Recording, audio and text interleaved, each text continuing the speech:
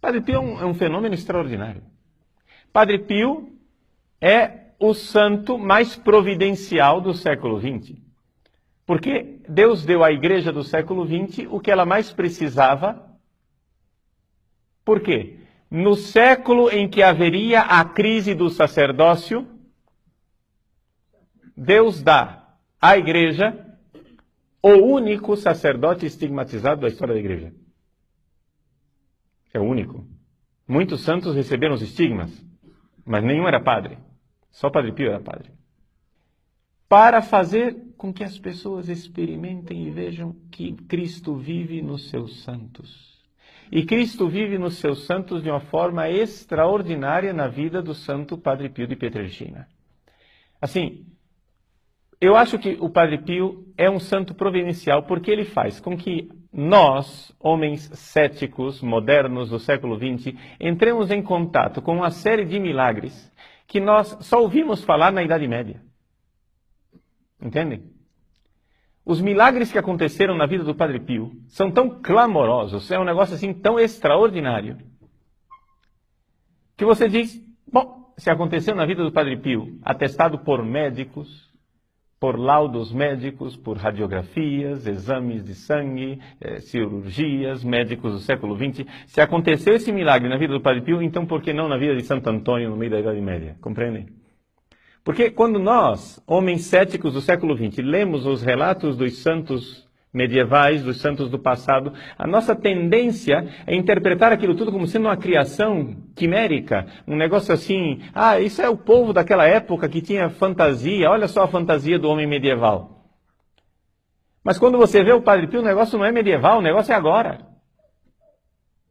Como é possível que o homem tenha curado uma menina cega de nascença, que nasceu sem a pupila, e a menina foi curada e começou a enxergar e continuou sem pupila? Isso atestado medicamente. Ou seja, os médicos, essa menina não tem pupila, ela não enxerga, e no entanto estava enxergando. Como é possível?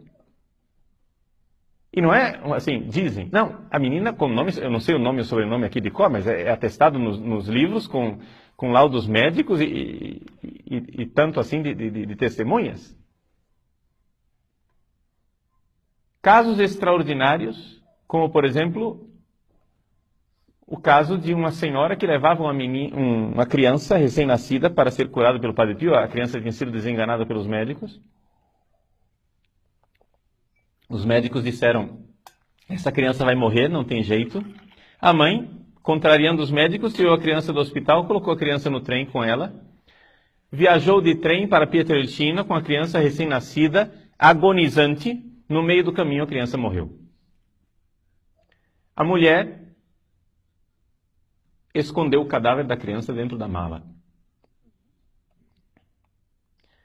Uma mala de plástico dentro da qual qualquer criança teria morrido sufocada. Era impossível que aquela criança estivesse viva. Para não parar o trem e ter que levar para o necrotério, etc., ela escondeu o cadáver da criança dentro da mala, chegou até San Giovanni Rotondo, entrou na igreja onde Padre Pio estava saindo do confessionário naquele momento e estava na presença de um médico. Providencialmente havia um médico ali. A mulher vê o Padre Pio, tem uma crise histérica, começa a gritar, abre a mala e mostra o cadáver da pequena criança. Padre Pio toma o cadáver nas mãos, olha para a criança, chora e diz, ma guarda, é viva. E entrega a criança viva nas mãos da mãe. O médico que estava ali presente disse, era impossível que aquela criança estivesse viva. Eu vi a mãe tirar a criança de dentro da mala. Qualquer criança teria morrido sufocada.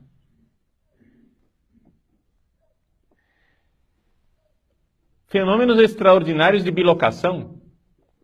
Um médico ateu em Roma recebe uma chamada noturna de um paciente agonizante e vai atender o paciente no meio do caminho, de noite, no escuro, dentro do seu carro, aparece um frade dentro do carro dele.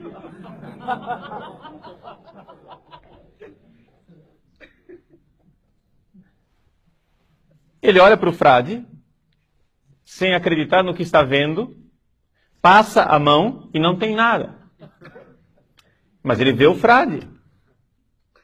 E o frade diz para ele: o paciente tem tal doença, você vai tentar este tratamento, não faça isso porque ele não vai dar certo, faça tal outra coisa que vai funcionar. O médico ateu chega lá, constata que a doença é exatamente como o frade descreveu, tenta mesmo assim a terapia que o frade tinha dito que não ia funcionar, de fato não funcionou, ele tenta a segunda vez aquilo que o frade havia aconselhado e funciona. Quando finalmente ele descobre quem era o frade, porque viu uma foto de São Pio e reconhece o frade daquela noite, ele vai imediatamente para São Giovanni Rotondo. Quando chega lá, o Padre Pio está rodeado de pessoas, um número enorme de pessoas ao redor do Padre Pio. O Padre Pio vê o médico que entra na sala e diz para ele: fulano, que belo médico você é, né? Precisou da minha ajuda para dar certo.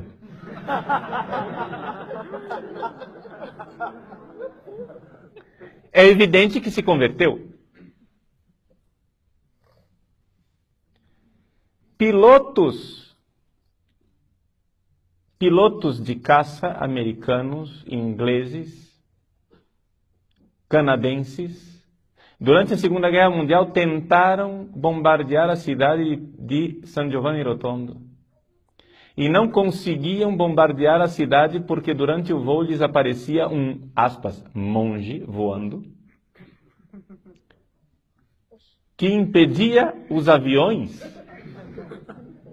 e fazia com que as bombas caíssem no meio da floresta.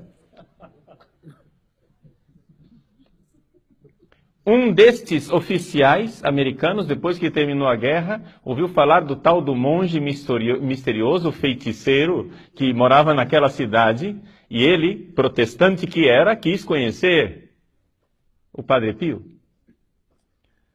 O Padre Pio se encontrou com ele e, falando no dialeto em que ele sempre falou, não está falando sequer em italiano, né? Falou em dialeto com o americano. O americano, quando terminou o encontro, disse que não sabia que Padre Pio falava tão bem inglês. É evidente que se converteu também este. Coisas assim inacreditáveis. E isso assim para falar as coisas mais clamorosas, né? Mas milagres e milagres, mas não centenas de milagres. Centenas de milagres atestados por médicos. Centenas de milagres atestados por médicos. E ver aquele homem com aquelas chagas, sofrendo, casos, assim, carregando o sofrimento de Cristo no seu corpo. Padre Pio, antes de receber as chagas, ele tinha febre de 48 graus, de 58 graus. Colocava um termômetro nele e ele estourava os termômetros.